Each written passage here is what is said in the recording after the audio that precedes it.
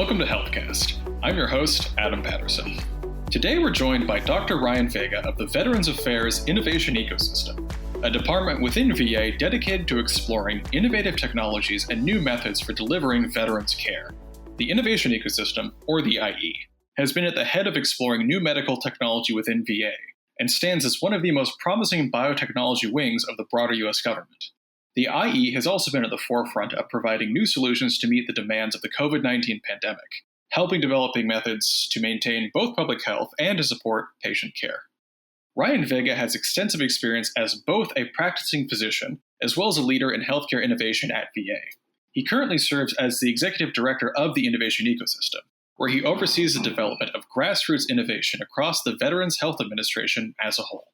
Ryan Vega is also helping lead and organize the upcoming VA Innovation Experience Forum on October 27th to 29th, an annual conference dedicated to some of the most promising ideas to emerge from the IE this year.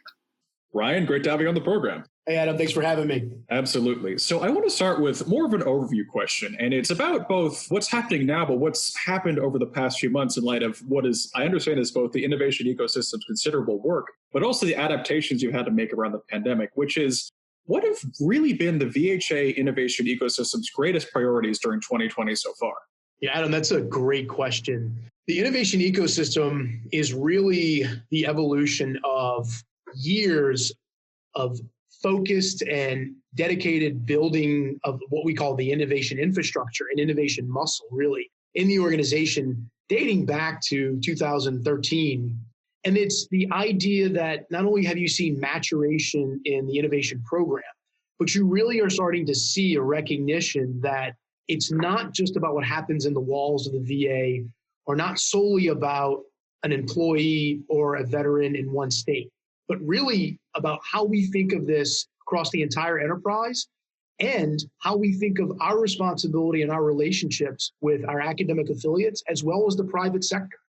And the idea that we can come together through public-private partnerships to advance care and service for our nation's veterans, that's a core element to the ecosystem. And it's as important and perhaps most notably, equally, I think, vital to invest in as is your workforce and making sure your frontline has the capability, has the competencies around advancing innovation, and really has the safe space and the ability to challenge the status quo and sometimes to come up with really random ideas and to be rewarded for taking those risks. So that's the real high-level overview, at least the philosophy behind the ecosystem. To your direct question around our priorities, 2020 certainly hasn't been ordinary. And I think what's remarkable in some ways is our workforce isn't ordinary either. They're, at least maybe I'm biased, but I think they're just a collection of some of the most incredibly talented and mission-driven healthcare providers and administrators who come to hospitals all across the country united by a common mission and a common vision, and that's to deliver care to our nation's veterans. And so what started out is really just continuing to build upon the great work that's going on was disrupted in the same way that all of our lives were.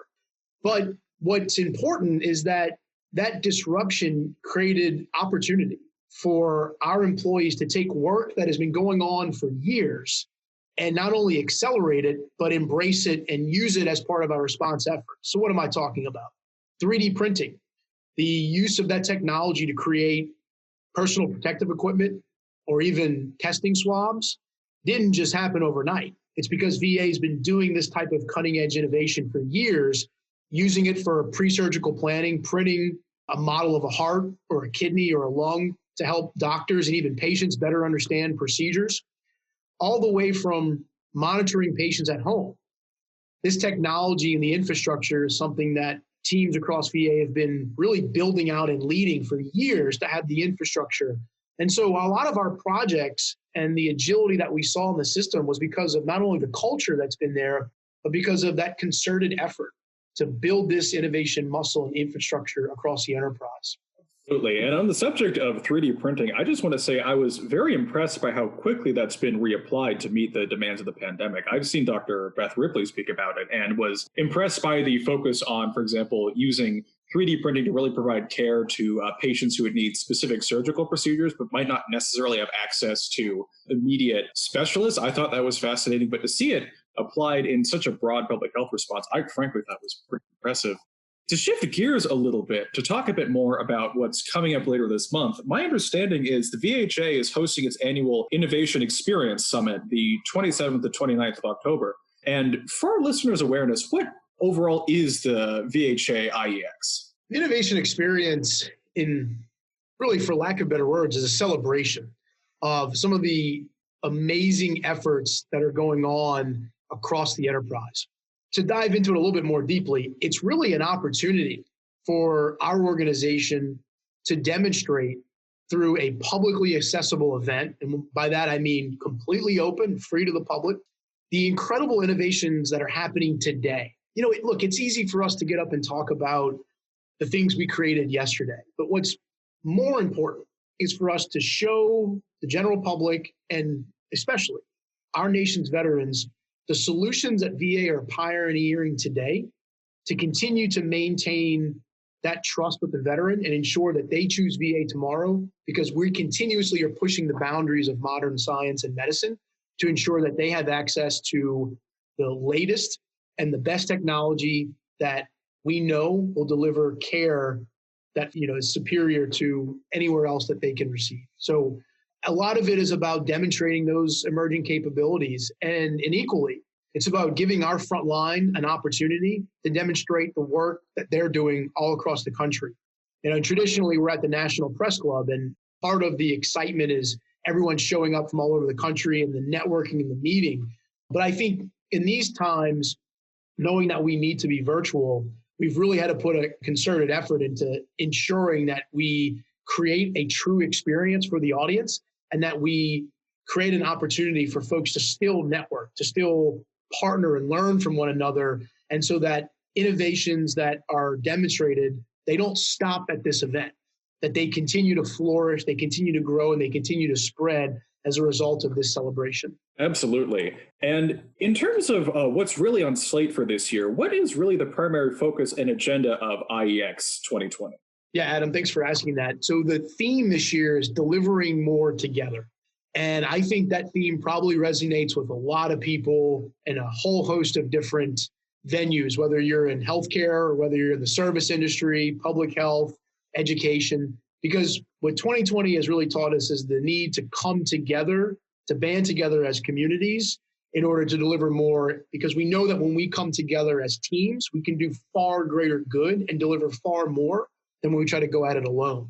So what you're going to see and what you're going to hear is from an incredibly diverse group of members from private sector, from academia, as well as folks within the VA. And I think that's what really excites me about this year is there's some talks that I cannot wait to hear. So listening to Verizon and really some of their leaders go into the depths of what 5G means for healthcare, hearing from folks at Microsoft about the importance of partnerships, all the way to hearing from some of our employees who are doing really incredible work at local VA medical centers and imagining how that work potentially could spread all across the country.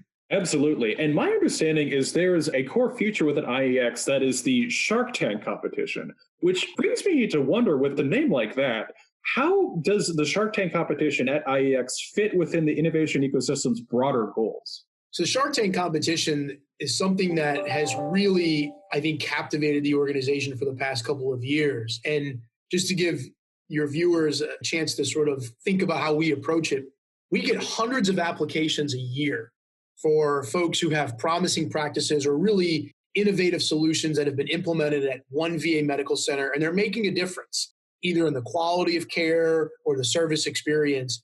And they're entering into this competition for a chance to become a finalist. And we go from hundreds of applications to 15 finalists. And these 15 finalists are going to have a chance to get on the stage virtually this year and to pitch their ideas to medical centers all across the country. Those medical center directors and leaders act as sharks. They'll actually bid resources and invest in solutions to bring them to their VA medical center. So it's really not only a fun environment, not only does it give our employees an opportunity to take the work that they're doing locally and help spread it. But it really fits into the larger mission of not only the event and celebrating this great work, but I had sort of touched upon this. We really want to enable the organization to scale innovation more effectively and efficiently. Traditionally in healthcare, if you look, and it varies depending on what source you go to, it can take as long as 12 to 15 years for sometimes evidence-based solutions to scale across organizations. Now, there's lots of reasons for that. But one of the things behind the Shark Tank, the model, is to help speed that up. It's to help the organization realize and recognize where those really top performing practices are and where we should be focusing to advance those and how we should be focusing to advance those across the enterprise to benefit all veterans. Absolutely. It sounds like a really effective program for bringing together some of the most promising ideas for modernizing healthcare more broadly, not just within the VA, but across American care overall. And on that note, I'm kind of curious, what projects and initiatives that are slated to be on the IEX agenda this year do you see as most representative of the VHA's modernization work going forward? Adam, that's a tough question. So I'll talk about a few that I think are really important. And one of them, it's interesting. I was actually heard about a company that was developed recently that started on-demand nursing and lactation consultation services for women. We actually have a practice entering the Shark Tank called telelactation. And it's the idea of using our telehealth platform and enabling female veterans who we know is a growing population of women veterans who are engaging with VA services. It's creating a wraparound service that optimizes nursing and lactation support for them using a digital platform. I think this is a recognition of where VA is going, not only in the realm of using digital health and digital care and virtual care. That's something I think all health systems and hospitals are going to be leveraging as we move into this new normal. But it's also a recognition that services that we probably weren't thinking about a couple of years ago have to become the normal in order for us to ensure that we're modernizing our systems and recognizing who our customers are. So that's one I think that's really exciting. I could also turn to, you'll hear a little bit about bioprinting in the IEX talks. Bioprinting is taking 3D printing technology, but actually printing living bone and tissue and cells. This is something VA is heavily involved in, and I think is a role we're going to play in truly revolutionizing modern medicine. And in our lifetime, I truly believe we will see the production, or you could say the printing, of organs that are actually transplanted into patients. I think VA is going to play a very important role in how 3D printing technology and bioprinting especially fits into the revolutionary changes it brings to modern medicine. So those are two that stand out, but I could probably go down the list. There's a number of projects that really help optimize the referral process, the scheduling process, really making true interoperability more effective and efficient for veterans and for our workforce, all the way from solutions that may seem simple, like a rideshare service that was first utilized to bring patients to and from their appointments. And these were veterans who may have had transportation challenges, and how that solution was pivoted to deliver food to veterans at their home who were nervous about going out in the height of the pandemic, or who didn't have family or other services nearby to bring them to the grocery store. It's that agility, but it's that range of innovation that I think is going to be important for us to continue to push the boundaries of how we advance care and service. Yeah, that's a pretty impressive breadth of projects. It scales from what sounds like these really high concept, future looking, almost like biotechnology innovations like 3D organ printing, to just making sure that you have kind of the basic care logistics, like as you said, making sure that you have a rideshare program for veterans who might have limitations with mobility or ease of travel.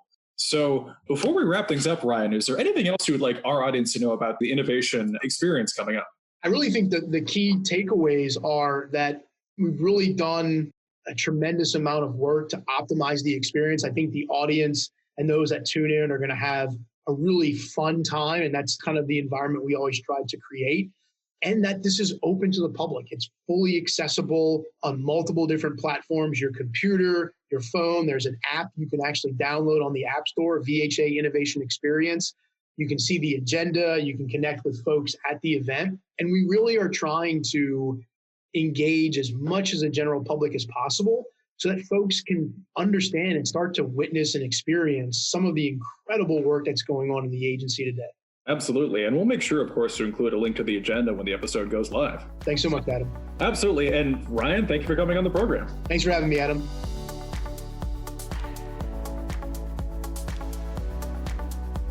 HealthCast is a production of Government CIO Media and Research.